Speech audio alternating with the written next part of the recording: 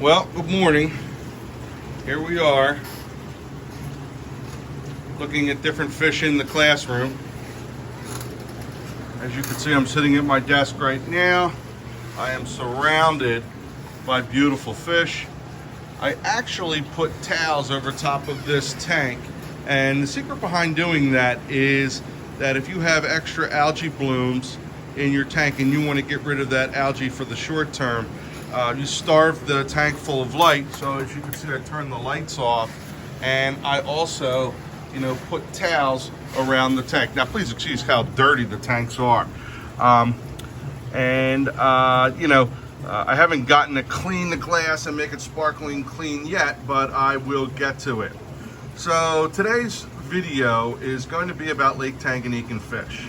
So if you're interested in learning about Lake Tanganika Lake Tanganika fish, follow along and then subscribe to the channel, and we'll do more videos. Please post comments if you have any questions, because I would love to answer any questions that you have about what we do, how the students enjoy the tanks in the classroom. But this is all about teaching kids how to, start their own tanks, how to take care of the fish. And what we're going to specialize on today is Lake Tanganika tanks. So hit the subscribe button, teaching students about horticulture and aquaculture. Okay, to start off, basic knowledge on Lake Tanganika tanks is very important. So if you think of Lake Tanganika, you think of a very large, deep, big lake. And to run a successful Tanganika tank with multiple species sometimes can be difficult. But it can, if you don't know what you're doing or not know what to look for.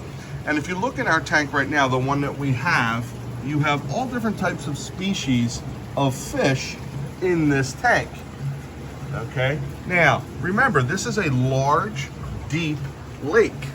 So you have to try to simulate that kind of environment. And this is a 125-gallon tank. So it's about 6 feet long, 2 feet deep, and 2 feet wide. Actually, I think it's 18 inches wide. So this is just a snapshot of the lake. What I did for the substrate is I put sand along the substrate. And with the sandy substrate, that allows the fish to move the sand easy underneath of rocks to create caves for themselves, especially if they want to breed. There are multiple species of fish in this tank. I put plants in just to give a different look and a different feel. I know some people aren't, the biggest fans of plastic plants. I actually enjoy them because I wash them off and then I clean them off when they get dirty or they get too much algae on them. Now that doesn't happen a lot in our tanks because we put a lot of Pleco fish in there to help clean up the algae. Now Plecos, there are tons of Plecos that you can use when you are setting up a Tanganika tank. Plecos actually come from South America, and in South America they are used to fast-moving waters, and that's why they're sucker fish, because they latch onto something so they don't, get moved by the water stream. So the toughest fish that I found, or the toughest Pleco I found, and the one that does a great job, is the bristlenose Pleco. And the bristlenose Pleco does a great job cleaning up your tank. It also doesn't get more than 4 to 5 inches. And there's several different varieties or species of Pleco bristlenose that you can use in your tank. We've been really lucky so far because we've had, multiple species that have actually bred in this tank. But to get the video moving and to get you guys, learning a little bit more about the different species, let's talk a little bit about them. So species number one we're going to talk about is this black and white fish. Okay, this black and white fish is called a Frontosa. And the job of the Frontosa in the lake is they actually live at the bottom of the lake. And they live way deep down. And during the day, they sit at the bottom of the lake. And then once night comes, they come up from the bottom, and that's when they feed. So sometimes you may find, if you have bright lights on your tank, that your Frontosa may not be as active. So if you can dim your lights or go to a bluer light, you may find more options or more movement with your Frontosa. Now, if you look at these lights here, I only have 2 of them of the 4 on. So I keep one side of the tank lit and one side of the tank I keep a little darker. So we're gonna move around to the front of the tank, okay, as we go around the classroom. You can see that we have multiple tanks and we keep a lot of different African cichlid species. There's a nice reef tank we have. Here is another Lake Tanganika tank, which we'll get to in another video. So make sure you subscribe and you can follow along. Here is another Tanganika tank, and this is a species that I keep separate. And this is a Dubai Tropheus. And these guys do well in schools when you keep them. And you gotta have hiding places for them.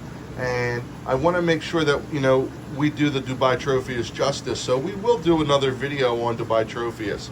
So let's get back to what it is that we have in our tank.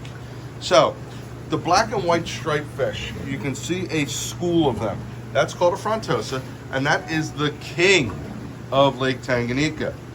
And Frontosas, this is a Blue Moba Frontosa.